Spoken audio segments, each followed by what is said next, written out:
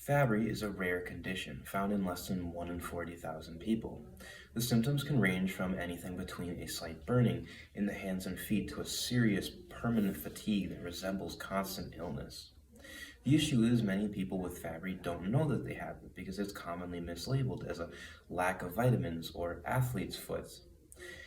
Then people with Fabry just keep losing their physical abilities one by one.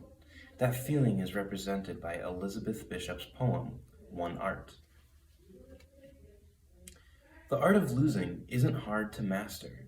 So many things seem filled with the intent to be lost that their loss is no disaster.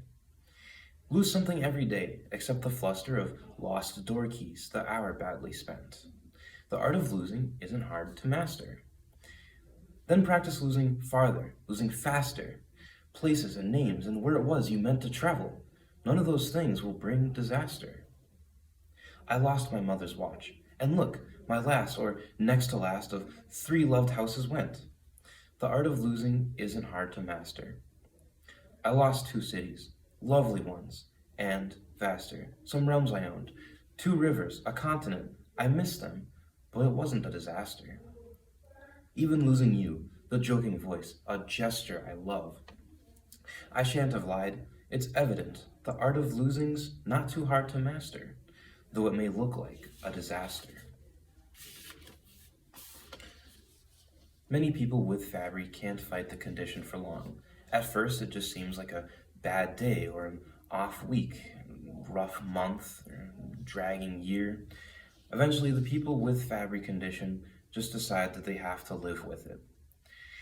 That idea of living with pain is expressed well in Dylan Rasper's poem, Finally.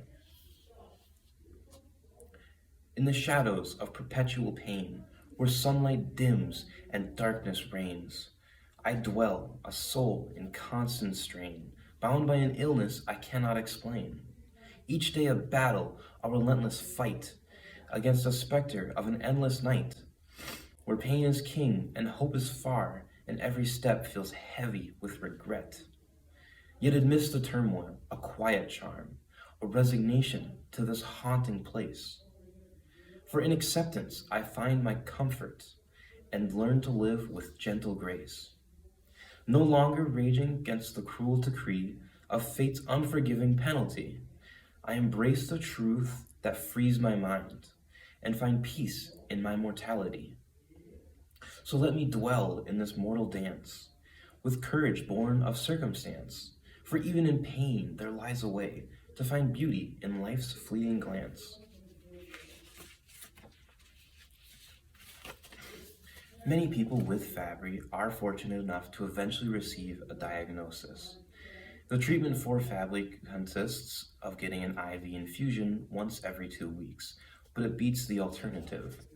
The idea of finally feeling yourself again is expressed well in James Posh's poem called The Shadows. In the quiet halls of healing's grace, where shadows flee and hope finds space, I stand anew in this different place, as medicine brings a gentle embrace.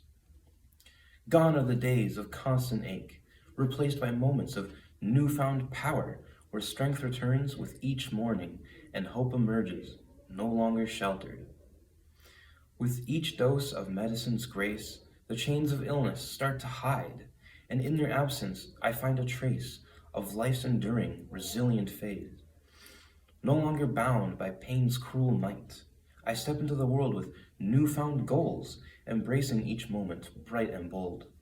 As a healing spell enchants my nights, so let me walk this path of healing's might, with gratitude for each day's light. For in the darkness I found my fight, and in the healing I found my flight. Fabry is a genetic condition, meaning that if your parents have it, you are also likely to have it. Unless if you mutated, of course. The odds of mutating Fabry are so low that only 2,000 people worldwide are even known to have this. Once you mutate Fabry, then your brothers will call you a mutant, and you will lose most of your physical abilities around freshman year, so you'll pivot over to computer science. And then once forensics rolls around, you'll create an entry for poetry about Fabry.